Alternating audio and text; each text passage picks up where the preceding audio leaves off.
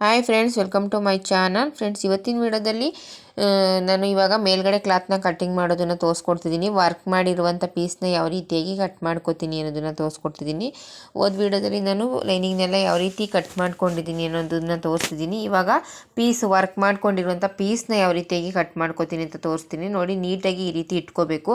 ನಾವು ಎರಡು ಸ್ಲೀವ್ಸಿಗೆ ವರ್ಕ್ ಮಾಡ್ಕೊಂಡಿದ್ದೀವಲ್ಲ, ಅದು ನೀಟಾಗಿ ಇದೆಯಾ ಅಂತ ಒಂದ್ಸಲ ನೋಡಿಕೊಂಡು ಈ ರೀತಿ ಇಟ್ಕೋಬೇಕು. ಮತ್ತು ಈ ರೀತಿ ನೋಡಿ, ಮಧ್ಯ ಫೋಲ್ಡ್ ಮಾಡಿ ಇಟ್ಕೊಂಡು ಲೈನಿಂಗ್ನ ಆ ಕಡೆ ಈ ಕಡೆ ಎರಡು ಸೈಡು ಬರೋ ರೀತಿ ಇಟ್ಕೋಬೇಕು. ನಾವು ವರ್ಕ್ ಮಾಡಿರೋದು ನೀಟಾಗಿ ಸೆಂಟ್ರಿಗೆ ಬರಬೇಕು, ಮಧ್ಯ ಬರಬೇಕು, ಅದನ್ನು ನೋಡ್ಕೋಬೇಕು. ಮತ್ತು ಕೆಳಗಡೆ ಫೋಲ್ಡಿಂಗು ಕೂಡ ಸ್ವಲ್ಪ ಜಾಸ್ತಿ ಬಟ್ಟೆನ ಬಿಟ್ಕೋಬೇಕು. ಆ ರೀತಿಯಾಗಿ ಇಟ್ಕೊಂಡು ಮೊದಲಿಗೆ ಸ್ವಲ್ಪ ಸ್ವಲ್ಪ ಮೇಲ್ಗಡೆ ಕೆಳಗಡೆ ಎರಡೂ ಕಡೆ ಸ್ವಲ್ಪ ಸ್ವಲ್ಪ ಬಟ್ಟೆನ ಬಿಟ್ಕೋತೀನಿ ನಾನು. ಆ ರೀತಿ ಬಿಟ್ಕೊಳ್ಳೋದ್ರಿಂದ ಸ್ಟಿಚ್ಚಿಂಗ್ ಮಾಡಬೇಕಾದ್ರೆ ಸಣ್ಣ ಪುಟ್ಟ ತಪ್ಪಾದರೂ ಕೂಡ ಅದನ್ನು ಸರಿ ಮಾಡ್ಕೋಬೋದು. ಇವಾಗ ಈ ರೀತಿ ಎಲ್ಲ ಎಕ್ಸ್ಟ್ರಾ ಇರೋದನ್ನೆಲ್ಲ ನೀಟಾಗಿ ಕಟ್ ಮಾಡ್ತಿದ್ದೀನಿ. ಒಂದು ಸ್ಲೀವ್ಸಿಗೆ ಎರಡೂ ಸೈಡು ಪ್ಯಾಚ್ ಬರುತ್ತೆ, ಒಂದು ಸ್ಲೀವ್ಸಿಗೆ ಒಂದು ಸೈಡ್ ಪ್ಯಾಚ್ ಬರುತ್ತೆ. ನೋಡಿ, ಈ ರೀತಿ ಮಧ್ಯೆ ಓಪನ್ ಮಾಡಿಕೊಂಡು ಒಂದು ಸ್ಲೀವ್ಸಿಗೆ ಎರಡು ಸೈಡು ಪ್ಯಾಚ್ ಬರುತ್ತೆ, ಒಂದು ಸ್ಲೀವ್ಸಿಗೆ ಒಂದೇ ಸೈಡ್ ಪ್ಯಾಚ್ ಬರುತ್ತೆ. ಇವಾಗ ನಾನು ಬ್ಯಾಕ್ನ ಕಟ್ ಮಾಡ್ತಿದ್ದೀನಿ. ಬ್ಯಾಕ್ನ ಕೂಡ ಅಷ್ಟೇ ನೋಡಿ, ಈ ರೀತಿಯಾಗಿ ಇಟ್ಕೋಬೇಕು. ಈ ರೀತಿಯಾಗಿ ನೆಕ್ನ ನಾವೇನು ಮಾರ್ಕ್ ಮಾಡ್ಕೊಂಡಿದ್ವಿ ಅದು ಸೆಂಟ್ರಿಗೆ ಬರಬೇಕು, ಅದನ್ನು ನೋಡ್ಕೋಬೇಕು. ನಾವು ಈ ರೀತಿ ಎಲ್ಲ ಬ್ಲೌಸ್ ಪೀಸ್ಗಳನ್ನ ಕಟ್ ಮಾಡಬೇಕಾದ್ರೆ ನಾವು ವರ್ಕ್ ಮಾಡ್ಕೊಂಡಿರೋದು ಕರೆಕ್ಟಾಗಿ ಅದನ್ನು ನೋಡ್ಕೋಬೇಕು. ಬಟ್ಟೆ ಪೀಸ್ ಬಗ್ಗೆ ನಾವು ಯೋಚನೆ ಮಾಡಬಾರ್ದು. ವರ್ಕ್ ಎಲ್ಲ ಕರೆಕ್ಟಾಗಿ ಸೆಂಟ್ರಿಗೆ ಬರುತ್ತಾ ಅನ್ನೋದನ್ನು ನೋಡ್ಕೋಬೇಕು. ಆಮೇಲೆ ನಾವು ಬಟ್ಟೆ ಸಾಕಾಗಲಿಲ್ಲ ಅಂದರೆ ಪ್ಯಾಚ್ ಎಲ್ಲ ಮಾಡ್ಕೋಬೋದು ಕೆಲವೊಂದಕ್ಕೆ. ಈಗ ಬ್ಯಾಕು ಸ್ಲೀವ್ಸಿಗೆಲ್ಲ ಅಷ್ಟು ಪ್ಯಾಚ್ ಮಾಡ್ಕೊಳ್ಳೋದಕ್ಕಾಗಲ್ಲ. ಅದಕ್ಕೋಸ್ಕರ ಮೊದಲಿಗೆ ಬ್ಯಾಕು ಸ್ಲೀವ್ಸ್ನ ಕಟ್ ಮಾಡ್ಕೊತಿದ್ದೀನಿ, ಫ್ರಂಟನ್ನು ಆಮೇಲೆ ಕಟ್ ಮಾಡ್ಕೊತೀನಿ. ನೋಡಿ, ಈ ರೀತಿಯಾಗಿ ಇಟ್ಕೊಂಡು ಮೇಲ್ಗಡೆ ಒಂದು ½ ಇಂಚಷ್ಟು ಹೊಲಿಗೆಗೆ ಅಂತ ಬಿಟ್ಟಿರ್ತೀವಲ್ಲ, ಅಷ್ಟನ್ನು ಮೇಲೆ ಇಟ್ಕೊಂಡು ನಾನು ಕಟ್ ಮಾಡ್ತಿದ್ದೀನಿ. ಹೊಲಿಗೆಗೆ ನಾವು ಮೇಲ್ಗಡೆ ಶೋಲ್ಡರ್ ಜಾಯಿಂಟ್ ಮಾಡಿದಾಗ ವರ್ಕು ಒಳಗಡೆಗೆ ಹೋಗಬಾರ್ದು, ಆ ರೀತಿಯಾಗಿ ಸ್ವಲ್ಪ ಮೇಲ್ಗಡೆಗೆ ಇಟ್ಕೊಂಡು ಕಟ್ ಮಾಡ್ಕೋಬೇಕು. ಇವಾಗ ನಾನು ಫ್ರಂಟ್ನ ಕಟ್ ಮಾಡ್ತೀನಿ. ಇದು 3 ಪೀಸು ಕೂಡ ತುಂಬಾ ಜಾಸ್ತಿ ಇರೋದ್ರಿಂದ ನನಗೆ ಯಾವುದೇ ರೀತಿ ಪ್ಯಾಚ್ ಬರಲ್ಲ. ನೋಡಿ, ಈ ರೀತಿಯಾಗಿ ಮೇಲ್ಗಡೆ ಇದನ್ನು ಕೂಡ ನೀಟಾಗಿ ಇಟ್ಕೋಬೇಕು. ನಾವು ವರ್ಕ್ ಬ್ಲೌಸ್ಗಳನ್ನ ಕಟ್ ಮಾಡೋಕ್ಕೆ ತುಂಬಾ ಭಯ ಪಡ್ತಿರ್ತೀರ. ಈ ರೀತಿಯಾಗಿ ನೆಕ್ ಒಂದು ಕಟ್ ಮಾಡ್ದೇನೆ ನೀವು ಕಟ್ ಮಾಡ್ಕೊಂಡು ಸ್ಟಿಚ್ಚಿಂಗ್ ಮಾಡಿದ್ರೆ ಯಾವುದೇ ರೀತಿ ಭಯ ಪಡುವಂಥ ಅವಶ್ಯಕತೆ ಇಲ್ಲ. ಯಾವುದೇ ಗ್ರ್ಯಾಂಡ್ ವರ್ಕ್ ಬ್ಲೌಸ್ ಆಗಿರ್ಬೋದು, ಹ್ಯಾಂಡ್ ವರ್ಕ್ ಬ್ಲೌಸ್ ಆಗಿರ್ಬೋದು, ಯಾವುದೂ ಕೂಡ ಹೆವಿಯಾಗಿ ಗ್ರ್ಯಾಂಡ್ ವರ್ಕು ಹೇಗೋ ಏನು ಅಂತ ಭಯ ಪಡುವಂಥ ಅವಶ್ಯಕತೆ ಇರಲ್ಲ. ನಾವು ವರ್ಕ್ ಮಾಡೋದಕ್ಕೆ ಮಾರ್ಕ್ ಮಾಡಿಕೊಡ್ಬೇಕಾದ್ರೆ ನಾವೇ ಮಾರ್ಕ್ ಮಾಡಿಕೊಡ್ಬೇಕು. ನಾವು ಸ್ಟಿಚ್ಚಿಂಗ್ ಮಾಡೋದ್ರಿಂದ ನಾವೇ ಮಾರ್ಕ್ ಮಾಡಿಕೊಟ್ರೆ ಅದು ಕರೆಕ್ಟಾಗಿರುತ್ತೆ. ಕೆಲವೊಬ್ಬರು ಒಂದೊಂದು ರೀತಿ ಮಾರ್ಕ್ ಮಾಡ್ತಾರೆ, ಹಾಗಾಗಿ ನೀವೇ ಮಾರ್ಕ್ ಮಾಡಿಕೊಡಿ. ಇವಾಗ ನೋಡಿ, ಎಕ್ಸ್ಟ್ರಾ ತೋಳಿಗೂ ಕೂಡ ಕಟ್ ಮಾಡ್ಕೊತೀನಿ. ಬಾರ್ಡ್ರದ್ದು ಸೈಡ್ ಮಿಕ್ಕಿತ್ತಲ್ಲ, ಅದನ್ನು ತೋಳಿಗೂ ಕೂಡ ಈ ರೀತಿಯಾಗಿ ಕಟ್ ಮಾಡ್ಕೊತಿದ್ದೀನಿ. ಎಕ್ಸ್ಟ್ರಾ ಪ್ಯಾಚ್ ಬರುತ್ತಲ್ಲ, ಅದಕ್ಕೆ ಪ್ಯಾಚಿಗೂ ಕೂಡ ಕಟ್ ಮಾಡಿಕೊಂಡೆ. ಇವಾಗ ಬೆಲ್ಟ್ ಪಟ್ಟಿಗೂ ಕೂಡ ಕಟ್ ಮಾಡ್ಕೊತೀನಿ. ನಾನು ಎಲ್ಲದನ್ನು ಕೂಡ ಒಟ್ಟಿಗೆ ಕಟ್ ಮಾಡಿ ಇಟ್ಕೊಂಡ್ಬಿಡ್ತೀನಿ, ಹಾಗಾಗಿ ನನಗೆ ಸ್ಟಿಚ್ಚಿಂಗ್ ಮಾಡಬೇಕಾದ್ರೆ ಈಸಿ ಆಗುತ್ತೆ. ನೋಡಿ, ಇವಾಗ ಬೆಲ್ಟ್ ಪಟ್ಟಿನೂ ಕೂಡ ಕಟ್ ಮಾಡ್ಕೊತಿದ್ದೀನಿ. ಇದಕ್ಕೆ 3 ಪೀಸು ಲೈನಿಂಗ್ ಪೀಸ್ನು ಕೂಡ ಕಟ್ ಮಾಡಿ ಇಟ್ಕೊಂಡಿದ್ದೀನಿ. ನೋಡಿ, ಈ ರೀತಿಯಾಗಿ ಅದನ್ನು ಕೂಡ ಇಟ್ಕೊಂಡಿದ್ದೀನಿ. ಈ ರೀತಿ ಎಲ್ಲ ಒಟ್ಟಿಗೆ ನೀಟಾಗಿ ಒಂದೇ ಸಲ ಕಟ್ ಮಾಡಿ ಇಟ್ಕೊಳ್ಳೋದ್ರಿಂದ ನಾವು ತುಂಬಾ ಈಸಿ ಆಗುತ್ತೆ ಸ್ಟಿಚ್ಚಿಂಗ್ ಮಾಡಬೇಕಾದ್ರೆ. ಮತ್ತು ಮಧ್ಯೆ ಎದ್ದೋಗೋ ಅವಶ್ಯಕತೆ ಇರಲ್ಲ. ಒಂದು ಬ್ಲೌಸ್ ಪೂರ್ತಿಯಾಗಿ ಫಿನಿಶಿಂಗ್ ಮಾಡ್ಬೋದು ಆರಾಮಾಗಿ ನಾವು ಕೂತ್ಕೊಂಡು. ಈ ರೀತಿ ಎಲ್ಲ ರೆಡಿ ಮಾಡಿಕೊಂಡ್ರೆ ಕಟ್ ಮಾಡಿ ಇದನ್ನು ಕೂಡ ಈ ರೀತಿಯಾಗಿ ಇಟ್ಕೊಂಡಿದ್ದೀನಿ. ಇದು ಜಾಸ್ತಿ ಸ್ಲೀವ್ಸಿಗೆ ಬಾರ್ಡ್ರ್ ಇರೋದ್ರಿಂದ ಜಾಸ್ತಿಯಾಗಿ ಬಾರ್ಡ್ರೂ ತೆಗಿಯೋಕ್ಕಾಗಲ್ಲ, ಈ ಕಡೆ ವರ್ಕು ಬೇಕು. ಈ ರೀತಿಯಾಗಿಂತು ಬಾರ್ಡ್ರೂ ಕೂಡ ಜಾಸ್ತಿ ತೆಗಿಬೇಡಿ, ಬಾರ್ಡ್ರ್ ಇರಲಿ ಅಂತ ಕಸ್ಟಮರ್ ಹೇಳಿದರು. ಹಾಗಾಗಿ ನಾನು ಸ್ವಲ್ಪ 1/4 ಇಂಚಷ್ಟು ಬಾರ್ಡ್ರ್ ಹೋಗಲಿ ಅಂತ ಹೇಳಿ ಈ ರೀತಿ ಇಟ್ಕೋತಿದ್ದೀನಿ. ನೋಡಿ, ಮಧ್ಯೆ ರೀತಿ ಇಟ್ಕೊಂಡು ಇದಕ್ಕೂ ಕೂಡ ಒಂದು ಸೈಡು ಸ್ವಲ್ಪನೇ ಪ್ಯಾಚ್ ಬರುತ್ತೆ. ನೋಡಿ, ಒಂದು ಸೈಡು ಸ್ವಲ್ಪನೇ ಪ್ಯಾಚ್ ಬರುತ್ತೆ. ನೋಡಿ, ಈ ರೀತಿ ಇಟ್ಕೊಂಡಿದ್ದೀನಿ. ಈ ರೀತಿ ಇಟ್ಕೊಂಡು ಮೇಲ್ಗಡೆನೂ ಕೂಡ ಸ್ವಲ್ಪ ಬಟ್ಟೆನ ಬಿಟ್ಕೊತಿದ್ದೀನಿ. ಒಂದೊಂದಕ್ಕೆ ಒಂದೊಂದು ರೀತಿ ಇರುತ್ತೆ. ಬಾರ್ಡ್ರೆಲ್ಲ ಇಲ್ಲ ಅನ್ನೋ ಆಗಿದ್ರೆ ನಾವು ನೀಟಾಗಿ ಆರಾಮಾಗಿ ಕಟ್ ಮಾಡ್ಕೋಬೋದು. ಈ ರೀತಿ ಬಾರ್ಡ್ರ್ ಇದೆ ಅನ್ನೋ ಆಗಿದ್ರೆ ಸ್ವಲ್ಪ ನೋಡ್ಕೊಂಡು ಕಟ್ ಮಾಡಬೇಕಾಗುತ್ತೆ. ಏಕೆಂದರೆ ಬಾರ್ಡ್ರ್ ಇದ್ದರೆ ಒಂದು ಸೈಡ್ ಒಂದು ರೀತಿ, ಒಂದು ಸೈಡ್ ಒಂದು ರೀತಿ ಆಗುತ್ತೆ, ಕರೆಕ್ಟಾಗಿ ಸ್ಟ್ರೈಟ್ ಬರಲ್ಲ.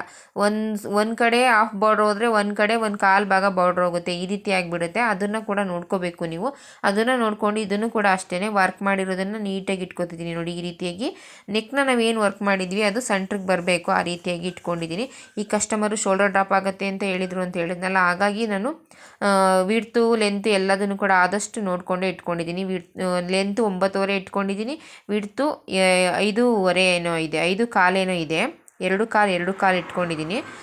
2.25 ಇಟ್ಕೊಂಡಿದ್ದೀನಿ. ನೆಕ್ನ ಕರೆಕ್ಟಾಗೆ ಬರುತ್ತೆ. ಯಾವುದೇ ರೀತಿ ಮೇಲ್ಗಡೆನೂ ಕೂಡ ನಾವು ಟ್ರಕ್ ಹಾಕಬೇಕಾಗಿಲ್ಲ, ಅಷ್ಟು ನೀಟಾಗಿ ಬರುತ್ತೆ. ನಾವೇ ಈ ರೀತಿ ಮಾರ್ಕ್ ಮಾಡಿಕೊಂಡು ವರ್ಕ್ನ ಮಾಡ್ಕೊಳ್ಳೋದ್ರಿಂದ ನಮಗೆ ಯಾವುದೇ ರೀತಿ ತೊಂದರೆ ಆಗೋಲ್ಲ. ನೀವು ವರ್ಕ್ಗೆ ಮಾರ್ಕ್ ಮಾಡಿ ಕೊಟ್ಟರೆ ನೀವು ನಿಮ್ಮದೇ ಮಾರ್ಕ್ ಆಗಿರೋದ್ರಿಂದ, ನಿಮ್ಮದೇ ಕಟ್ಟಿಂಗ್ ಆಗಿರೋದ್ರಿಂದ ಯಾವುದೇ ರೀತಿ ತೊಂದರೆ ಆಗಲ್ಲ. ನೋಡಿ, ಈ ರೀತಿ ಸ್ಲೀವ್ಸಿಗೂ ಕೂಡ ಪ್ಯಾಚ್ ಏನಿದೆ ಅದನ್ನು ಕೂಡ ಕಟ್ ಮಾಡ್ಕೊತೀನಿ. ಬಾರ್ಡ್ರ್ ಸೈಡ್ ಇರುವಂಥದ್ದೇ ಇದೆಯಲ್ಲ ಬಟ್ಟೆ, ಅದಕ್ಕೋಸ್ಕರ ಅದನ್ನೇ ಕಟ್ ಮಾಡ್ಕೊತಿದ್ದೀನಿ. ಈ ರೀತಿ ಎಲ್ಲದನ್ನು ಕೂಡ ನೀಟಾಗಿ ಕಟ್ ಮಾಡ್ಕೊಂಡ್ಬಿಡ್ತೀನಿ. ಕಟ್ಟಿಂಗ್ ಮಾಡಬೇಕಾದ್ರೆ ಈ ರೀತಿ ಎಲ್ಲ ಎಲ್ಲದನ್ನು ನಾವು ರೆಡಿ ಮಾಡಿಕೊಂಡ್ರೆ ನನಗೆ ಸ್ಟಿಚ್ಚಿಂಗ್ ಮಾಡಬೇಕಾದ್ರೆ ತುಂಬಾ ಈಸಿ ಆಗುತ್ತೆ, ಬೇಗ ಬೇಗ ಸ್ಟಿಚ್ ಮಾಡ್ಬೋದು. ಪದೇ ಪದೇ ಬಾಕ್ಸ್ ಪಟ್ಟಿಗೆಲ್ಲ ಬೇರೆ ಬಟ್ಟೆ ಬೇಕು ಅನ್ನೋದನ್ನೆಲ್ಲ ಹುಡ್ಕುವಾಗ ಅಂಥ ಅವಶ್ಯಕತೆ ಇರಲ್ಲ.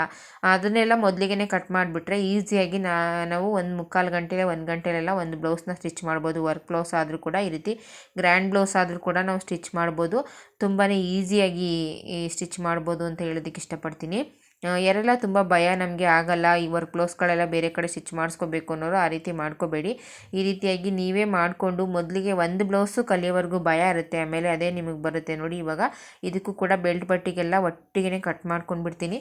ವರ್ಕ್ ಬ್ಲೌಸ್ಗಳನ್ನ ನೀವು ಭಯ ನನಗೆ ಆಗಲ್ಲ ಅನ್ನೋವಂಥವ್ರು, ಹೊಸ್ದಾಗಿ ಕಲಿತಿರೋವಂಥವ್ರು ಎಲ್ಲರೂ ಕೂಡ ಹೆದರಬೇಡಿ. ಸಿಂಪಲಾಗಿ ಒಂದು ವರ್ಕ್ ಮಾಡಿಸ್ಕೊಂಡು ನೀವು ಇದನ್ನೆಲ್ಲ ಪ್ರಯತ್ನ ಪಡಿ.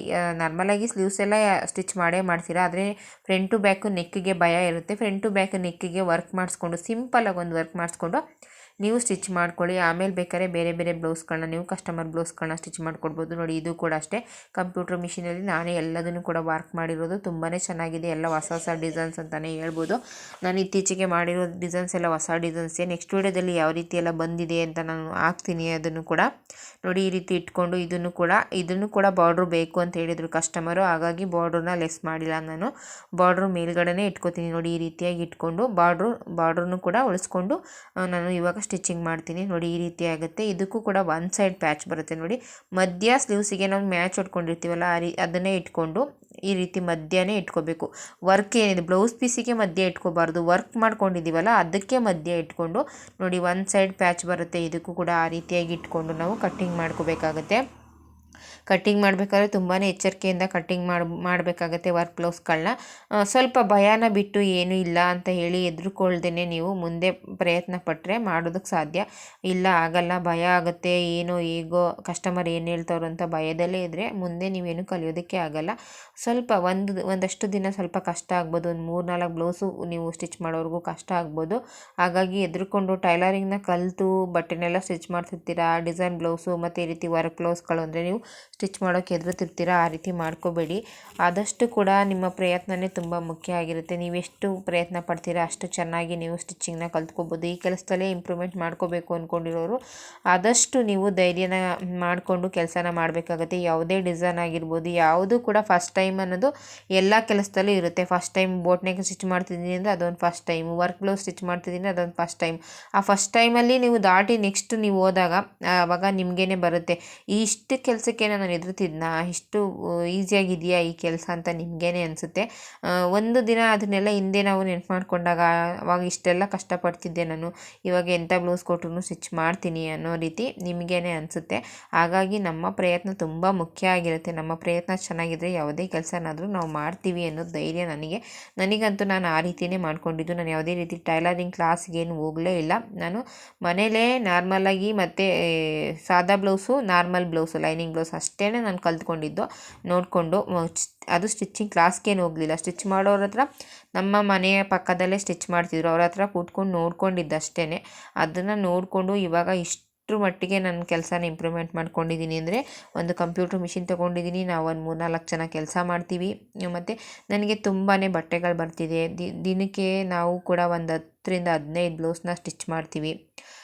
ಅಷ್ಟು ಸೀರೆ ಕುಚ್ಚು ಮತ್ತು ಫಾಲು, ಜಿಜ್ಜಾಕ್ ಮಾಡೋ machine, overlock machine, computer machine, work ಮಾಡೋ ಮಿಷಿನು ಎಲ್ಲದನ್ನು ಕೂಡ ನಾನು ಬಟ್ಟೆ ಹೊಲಿದು ನಾನು ಸಂಪಾದನೆ ಮಾಡಿರೋ ದುಡ್ಡಲ್ಲಿ ನಾನು ಎಲ್ಲದನ್ನು ಕೂಡ ತೊಗೊಂಡಿರೋದು.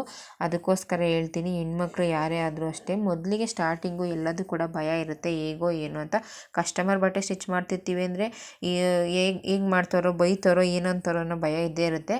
ಅದನ್ನೆಲ್ಲ ಬಿಟ್ಟು ನೀವು ಧೈರ್ಯ ಮಾಡಿ ನಿಮಗೆ ಭಯ ಇದೆ ಏನೋ ಆಗಿದ್ದರೆ ಮೊದಲಿಗೆ ಒಂದಷ್ಟು ನಿಮ್ಮದೇ ಆದ ಬಟ್ಟೆಗಳನ್ನ ಪ್ರಯತ್ನ ಪಟ್ಟು ಇದರಲ್ಲೇ ಇಂಪ್ರೂವ್ಮೆಂಟ್ ಮಾಡ್ಕೋಬೇಕು ಅನ್ನೋ ಆಗಿದ್ದರೆ ನೀವು ನಿಮ್ಮ ಭಯನ ಬಿಟ್ಟು ಯಾವುದೇ ಕೆಲಸನ ಮಾಡಿ ಮತ್ತು ಅದಕ್ಕೆ ಅಂತ ಸ್ವಲ್ಪ ಟೈಮ್ನ ಕೊಟ್ಟು ಕೆಲಸ ಮಾಡಿ. ಆವಾಗ ಯಾವುದೇ ಕೆಲಸನೂ ಕೂಡ ಕಷ್ಟ ಆಗಲ್ಲ. ಸ್ವಲ್ಪ ಕಲಿತು ನೀವು ಸುಮ್ಮನೆ ಇದ್ದರೆ ನಾನು ಅಂಗಡಿ ಮಾಡಬೇಕಿತ್ತು, ನಾನು ಆಗಿರಬೇಕಿತ್ತು, ಈಗ ಮಾಡಬೇಕಿತ್ತು ಅಂತ ಅಂದ್ಕೊಂಡು ಸುಮ್ಮನೆ ಇದ್ದರೆ ಸುಮ್ಮನೆ ಇರ್ತೀರ. ನಿಮ್ಮ ಪ್ರಯತ್ನ ಚೆನ್ನಾಗಿದ್ದರೆ ನೀವು ಸ್ವಲ್ಪ ಸ್ವಲ್ಪ ಇಂಪ್ರೂವ್ಮೆಂಟ್ ಮಾಡಿಕೊಂಡು ಮುಂದೆ ಏನಾದರೂ ಒಂದು ಮಾಡೋಕ್ಕೆ ಸಾಧ್ಯ. ನೋಡಿ ಇದನ್ನು ಕೂಡ ಈ ರೀತಿ ಸ್ಲೀವ್ಸಿಗೆಲ್ಲ ಒಟ್ಟಿಗೆ ಕಟ್ ಮಾಡಿಬಿಡ್ತೀನಿ.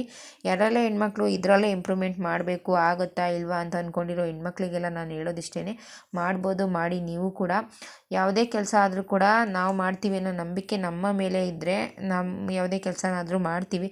ಆಗುತ್ತೋ ಇಲ್ವೋ, ಮಾಡೋದೋ ಬೇಡವೋ ಅಂತ ಅಂದ್ಕೊಂಡಿದ್ರೆ ಅದು ಯಾವ ಕೆಲಸನೂ ಆಗಲ್ಲ. ನಾನು ನನ್ನ ಕೆಲಸನ ನಾನು ಯಾವುದೇ ರೀತಿಯಾಗಿ ನಾನು ಬೇರೆಯವ್ರ ಮೇಲೆ ಡಿಪೆಂಡ್ ಆಗದೇ ನನ್ನ ಕೆಲಸನ ನಾನು ಮಾಡ್ಕೊಂಡು ಬಂದಿದ್ದೀನಿ. ಹಾಗಾಗಿ ನಿಮಗೂ ಹೇಳೋದಿಷ್ಟೇ, ಯಾರೋ ಏನೋ ಹೇಳಿದ್ರು, ಒಬ್ಬರು ಕಸ್ಟಮರು ರೇಗಾಡಿದ್ರು ಅಂತ ಕೆಲಸ ಬಿಡೋದಾಗಲಿ, ಒಬ್ಬರು ಕಸ್ಟಮರ್ ಏನೋ ಅಂದರು ಅಂತ ಬೇಜಾರು ಮಾಡ್ಕೊಳ್ಳೋದಾಗಲಿ, ಸ್ಟಿಚಿಂಗ್ ಮಾಡೋದನ್ನು ಬಿಟ್ಬಿಡೋದೇ ಆಗಲಿ, ಈ ರೀತಿ ಎಲ್ಲ ಮಾಡ್ಕೋಬೇಡಿ. ಎಷ್ಟು ಸಾಧ್ಯನೋ ಅಷ್ಟು ಯಾವ ಸಣ್ಣ ಪುಟ್ಟ ತಪ್ಪಿರುತ್ತೆ ಅದನ್ನೆಲ್ಲ ಮುಂದೆ ಹಾಕ್ಕೊಂಡು ನೀವು ಕೆಲಸನ ಮಾಡ್ತಿದ್ರೆ ನಿಮಗೂ ಒಂದು ದಿನ ಒಳ್ಳೆಯದಾಗುತ್ತೆ. ಆದಷ್ಟು ಈ ವಿಡಿಯೋ ಇಷ್ಟ ಆಗಿದ್ರೆ ಲೈಕ್ ಮಾಡಿ, ಶೇರ್ ಮಾಡಿ. ನನ್ನ ಮಾತುಗಳು ನಿಮ್ಗೆ ಇಷ್ಟ ಆಗಿದ್ರೆ ದಯವಿಟ್ಟು ಒಂದೇ ಒಂದು ಲೈಕ್ ಕೊಟ್ಟು ವಿಡಿಯೋ ನೋಡಿ.